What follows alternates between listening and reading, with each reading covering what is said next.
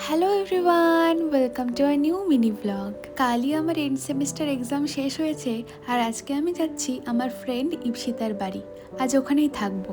আজ আমি প্রথমবার যাচ্ছি ওর বাড়িতে।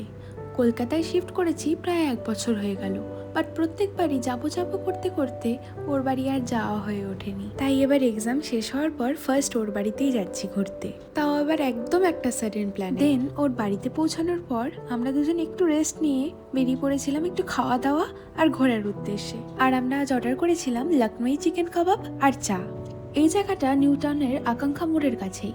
এখানে অনেক ফুড ট্রাকস আছে একটা ছোট্ট মতন পার্কের ভিতরেই। এই জায়গাটির লোকেশন আমি স্ক্রিনে দিয়ে দিলাম, তোমরা চাইলে গুগলে গিয়ে দেখে আসতে পারো। বেশ ভালো কাটলো এখানে এসে কিছুক্ষণ।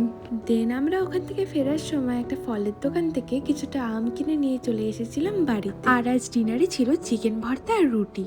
ইপসিতা আমার স্কুল লাইফের ফ্রেন্ড। ক্লাস 5 থেকে আমাদের ফ্রেন্ডশিপ। জলপাইগুড়ি টেকনো ইন্ডিয়ার থেকে এসিরিউ কলকাতা, দুটোতেই কিন্তু আমরা একসাথেই আছি এখনো।